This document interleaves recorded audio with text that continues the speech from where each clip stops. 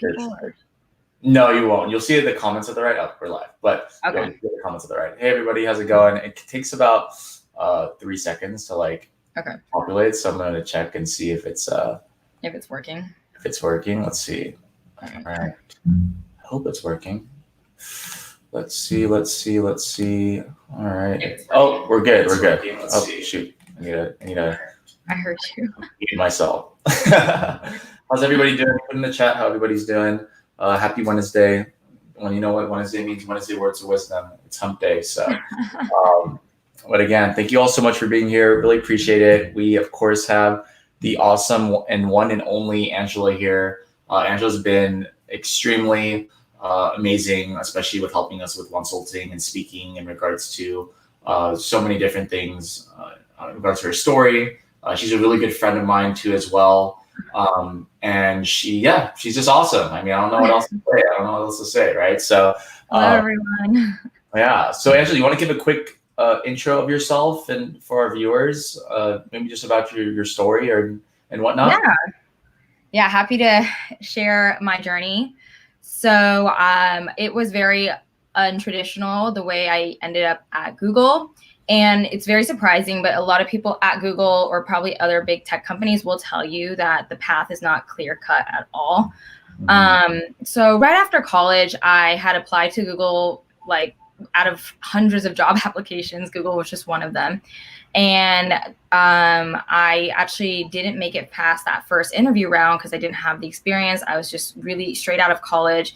I didn't intern with Google or anything like that, so didn't have that experience. So I forgot about it, and I kind of carried on and worked other jobs. Mainly, I worked in the fashion industry in LA, and I worked on many sides of the business. So on one end, I was at a startup working for this accessory fashion label. And then another job of mine in LA was at a corporation working on event marketing.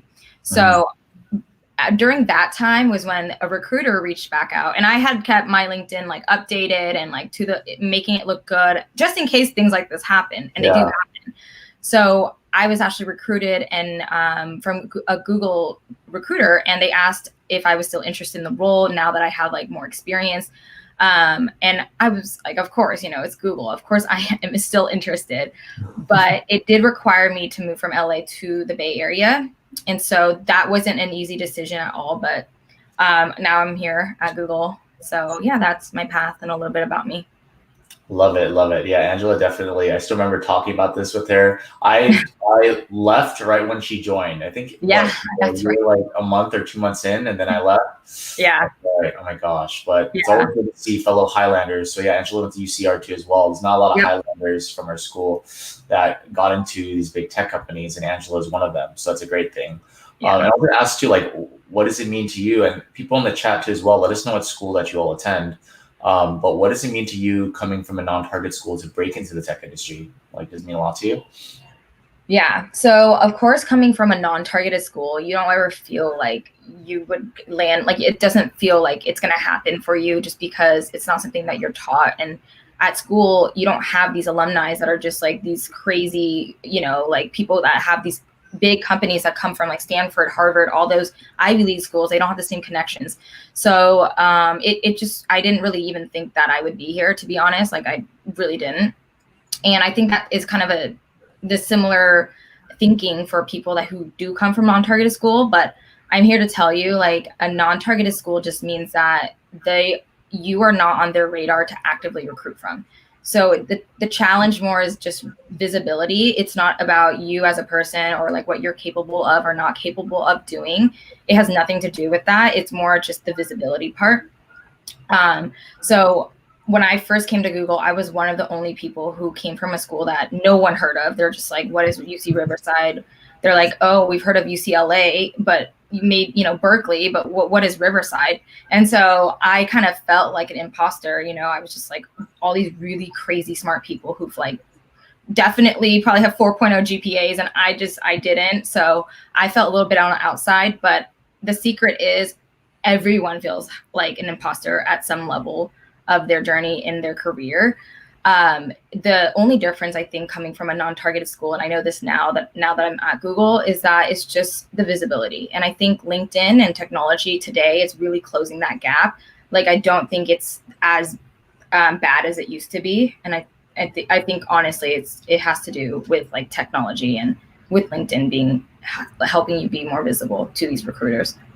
Yeah, so definitely everybody use LinkedIn, as we always stress all the time. Keep your info up to date, and it doesn't matter what specific background you come from or what school. The difference between the two are just simply opportunities. So like Angela here created opportunities for herself and was able to do that. So props to you as always. So great stuff as well. But yeah, I know that you were in account strategist before when you joined, which was cool. So yeah, so there's basically, Angelo, there's two different levels for account strategist. I believe there's associate account strategist and then account strategist. Angela jumped the level because she's so good, and she was able to be an account strategist. And then now she's actually a digital strategy lead, which is incredible. She's actually helps out and gives us a lot of insight in regards to our ads in general. So, but yeah, what does it mean to, what do you do as a digital strategy lead for people wondering here? And, what do you do in your core role? And then also, do you do things that are outside, like, at Google, but like outside of your core role? Yeah. So at Google, my main job is the digital strategy lead. Before that, I was an account strategist. And I came from like a fashion background. So like, that's to say that just because you come from a different background doesn't mean some of your skills don't transfer over. Again, that made me feel like an imposter, but Google does a really good job. And I think a lot of other big companies, they have a lot of good programs in place to teach you the product or like the ads or whatever it is that you need to learn to do your job. They're looking for like competency and for maybe a person who they have potential to learn and grow in the company.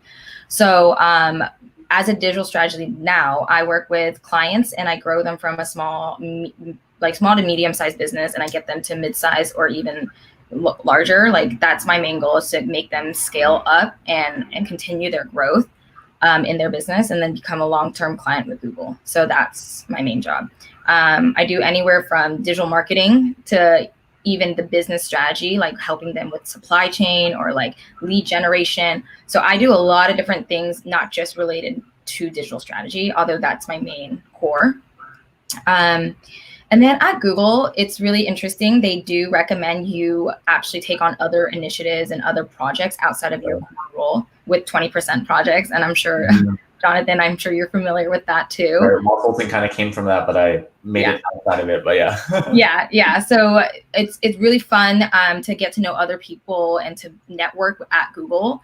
And you get to work on really cool projects. Like, I worked on a fashion-based project, so that was like my background. I kind of missed that world, so I was able to use that same knowledge and apply that at Google, but not with my direct team. And then another project that I worked on was this video app project that Google was testing at a time, like a year ago, and now it's definitely something else now. But yeah, it was really fun to see the inside of like Google's kind of like innovation lab. And then aside from that, I'm part of Women at Google. So kind of all the women at Google, it's great. Yeah. Great support network. And then also the Global Asian Googler Network here. Okay, cool. Asian Google Network. I was super involved with that. I remember that's actually how I did my talk at Google from AGN. Yeah. So yeah, everybody, there's a huge, a lot of these organizations and companies like Google, they have these ERGs, which you all should get involved with if you join, because there's so many opportunities to network, but then grow, as you say, Angela, all the time. So that's amazing. And then I was also going to ask you too, as well, like, tell us more about how important like culture and values are to you when you're joining a company, and should it be important when anybody's trying to join a company in general? Yeah. Oh yeah. I think culture is so important. It's really important that you first join a company that has like values that you actually align with and you care about too. And then the other part of that is to join a company where there's some kind of psychological safety, because what I've noticed in my many different roles in my career so far is that you don't want a company to define you based on when you mess up or your failures. Everyone messes up sometimes. That's just part of, a career, a job. And you don't want a company to hold you against that and define you as that. So I love Google for that, because they are always about saying like, you have to fail a lot to succeed, because that's how you learn and grow. And I love that. And I feel like it allows me to do what I believe in, like with the client or with the strategy. And even if I fail, it's not like, okay, now, you know, like you're in trouble. It's more like, okay, well, let's see what we learn from that and navigate from that. So I think it's really important that you, when you're interviewing with companies, you also interview them about how they handle like those kind of conflicts, or how they have a culture set up. Because you don't want to come into work every day and you don't want to work with people that you feel like you constantly have to impress. Like that's just too tiring and not sustainable. So yeah.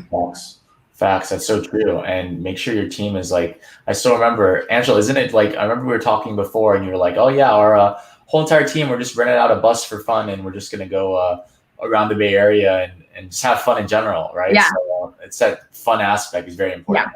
Yeah, exactly. And you wouldn't have that real connection with people or your team if you feel like every day you're like on edge, like, you know, so that's important too. And I love working at Google for that reason. Like we always have a budget for having fun and bonding with our team. And so they obviously value like that bond and having that connection. So they actually put money aside for that reason. And I think it helps the team actually perform better and bond better and help each other out. I love that. And I was going to say too, like a lot of people like think that people just get into Google and they don't know the back end of in regards to how you got there, right? So how long did it take for you? And this is just like, you know, I'm just thinking because everyone always asks me, they're like, oh, you work at Google, you can get into anywhere, right? But how were you able to like, how long did it take for you to get to that point of you getting to Google? Yeah, so I would say at least 2 years, maybe a little more, you know, 2 to 3 years of having outside experience, proving myself somewhere else for Google then to reach out and recruit me. I also think it's timing too. And when you are applying for Google, you want to find areas of growth because where they hire where things grow. Like with Google Ads, like it's a growing business. At that time, they were growing a lot and they needed to fill a lot of seats and a lot of roles. And so at that time, they had to spend extra efforts to go find people to fill that role. Like there wasn't enough people coming in to apply, right? So you do want to look for trends of growth. Like you want to even like just Googling, like what are the top industries that are trending now and see if you like any of those jobs or industries. And then like making sure that your resume kind of aligns with that job title. But I would say like it's timing as well. Like there's an element of luck and there's an element of hard work. And if you get both, like it's kind of a no-brainer that you're going to get some job in an industry that you like at a company that you like. I like that timing piece you mentioned because it's so important. Definitely, because sometimes there's headcount, sometimes there isn't. So yeah, exactly. Totally agree with that. And I was going to say too, before we go to our last question, then we go to the questions from the chat. Everybody, if you have questions, please put it into the comments and let us know. And then also click that like button to show some love to Angela too as well. But I was going to say, could you walk us like through a day in the life of a digital strategy lead? Like, what do you do? Like, obviously you wake up and you have your day, but like, what does that day consist of? Yeah. Super excited to show you guys my little day-to-day. So in the morning, I drink my coffee. I start off my day with answering emails from clients. And then the next other couple of hours, I'll either do meetings. So I'll have client calls and I help them with their strategy that for that month. Right now it's Q4 for us. So that's the holiday season. A lot of e-com clients are just going to be needing a lot of extra help right now because of Black Friday, Cyber Monday, all of those things. And so I prioritize that first, get those clients out of the way. And then I'll spend another part of my day either meeting with my teammates or people within Google just to like talk, like you put aside time to just chat with them. Because back in the days where you had the office and you can go and talk to them, get lunch, like that's not really a thing anymore. So we need to set aside a time to actually connect with other people outside of our team, outside of our org, so that you're constantly learning and networking a little bit, right? So it's a good way to vent, talk about your clients or whatnot, but also a good way to learn about what other people are doing in Google. And then the later part of my day is usually reserved for team meetings, or I'll do outreach. So I'll email clients or I'll call clients to see if they want to work with me and get their business to the next level or not. And then the very last end of my day, I usually wrap out with reading a lot of Google stuff, watching a lot of YouTube videos on like certain best practices, and learning more about marketing so that I can be the best partner for my clients. Love that. Any marketing books you recommend? Right now, I'm reading a couple of different things within Google that I can't share, but I do enjoy a lot of YouTube videos that are like for dummies, like ads for dummies. Like it gives you just like a really high level of like how you go about your business and what's profitable. There was one book, but I can't recall the name of it now. I can always share with you later and you can shout it out. But I do recommend that if you guys are interested in either starting your own company or trying to become a marketing person at Google, like this book was like really good, and I wish I read this when I first joined Google. So there you go. Y'all are incentivized to add Angela on LinkedIn and make sure to send that personal invite for the book. Okay. But cool. Here, we actually have 2 questions right here. Okay. One from Alyssa. She's one of my good friends, Alyssa. She said, which skills from your prior roles were most valuable in transitioning to your account strategist role at Google? Yeah. So I was always in sales, and that's a little bit of also like hand in hand with marketing skills.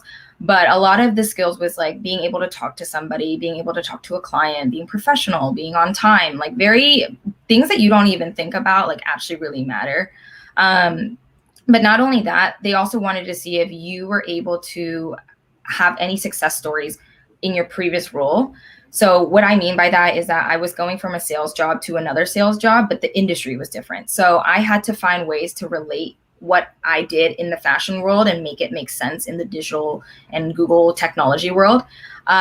The skills were the same though. It was still like the time management skill, the people skills, the talk, like being able to cold call or outreach over an email, like drafting up an email. Like you don't think that those are skills, but those are actually the main skills that they looked for when they talked to me. Like it didn't matter that I didn't know any Google ads. It didn't matter that I never worked in tech before in my life.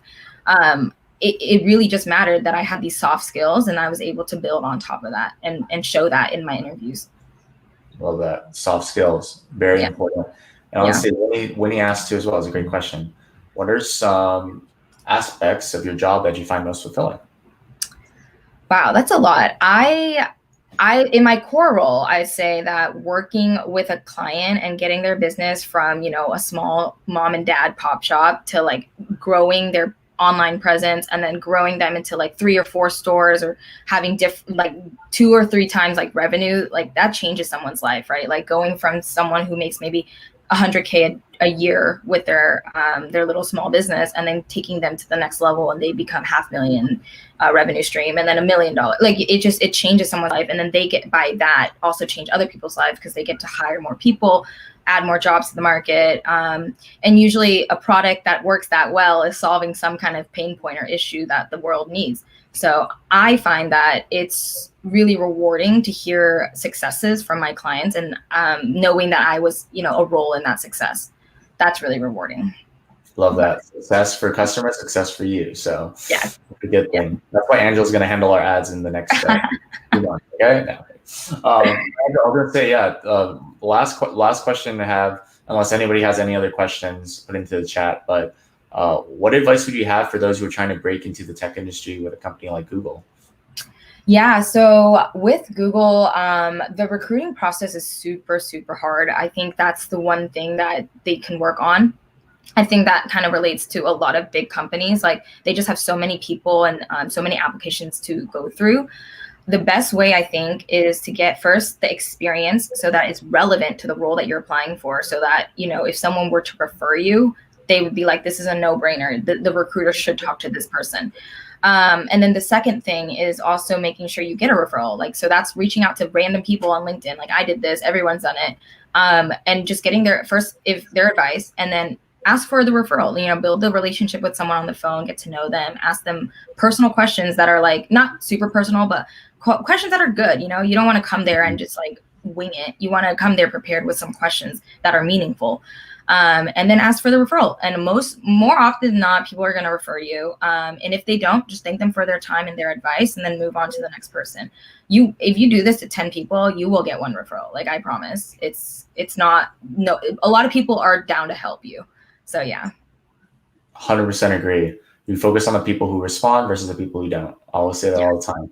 some people give referrals, some not, but at the end of the day, you get one, that's what matters, right? So, Young actually had a question here. What are some of your favorite projects working in Google? I don't know. Favorite project so far. Gosh, there's so many, but there was a really cool app. It was a very early, kind of a early project that was similar to TikTok. So I worked on this app. I can't say too much about it, but it was very similar to TikTok to the point where I think it added a lot to what Google has now released, is competing directly with TikTok. So that was one of the coolest projects. Like I was able to join their marketing team, and I would reach out to influencers and try to get them to join the app and try to do videos and create content. So that was really fun. And that was definitely one of my favorite projects, even though it didn't live out to become a big thing. It still was really fun to work on it. Dang, doing Google dances instead of TikTok dances, right? Oh, this is a good question, actually. Check this out. So, how did you and Jonathan meet?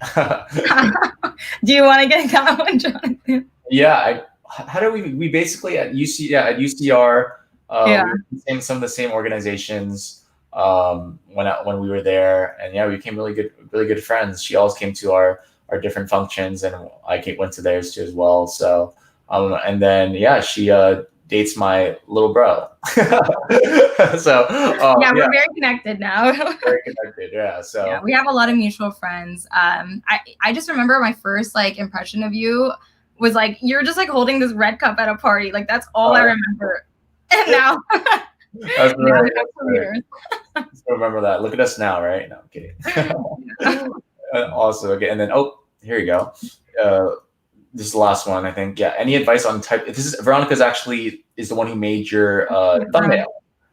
So she does all YouTube strategy. So shout out to you, Ronnie. Any advice on type of ads that do well on YouTube specifically? Yeah, so that will always depend on the type of the business and the budget. So many factors go into that, but short answer is that search is Google's bread and butter, right? Everyone Googles things. So if you're a business, search is a no-brainer to start. In terms of YouTube, that is usually when you have a little bit more money and you can spend a little bit more on getting eyeballs, impressions, getting people to know about your brand awareness. So kind of think like TV ads, the TV commercials, that's kind of what YouTube is really good for. And it's kind of a way that we get a lot of clients to offboard off TV and commercials into YouTube. So yeah, there's a little bit nuances with the different ads, but search is Google's bread and butter. I'm sure everyone and their mom uses Google search.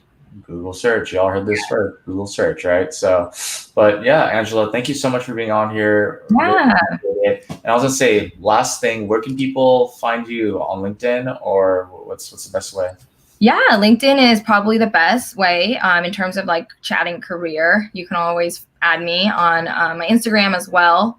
I think, Jonathan, you can shout that out later. But yeah, if you guys ever want to talk about Google or career, LinkedIn's the best. Awesome. Sounds good. Yeah, y'all follow us on Instagram. Angela's Instagram is right there. Definitely send our personalized invite saying you saw her on the Wonsulting. Nice to see you, Right. How many invites have you gotten? Have you gotten a lot already? Yeah, I think I got a lot. I didn't even have time to check, but I kept getting those alerts, and I was like, "Oh shoot, it's blowing up." There you go, the Wonsulting community, Wonsulting effect, right? So, but again, thank you so much, Angela. Appreciate your time. As always, definitely shout her out. Click that like button to show her some love because she's always giving love to Wonsulting, and she's awesome. Cool. Yeah. Thank you, everyone. This was really fun. All right, y'all. See ya.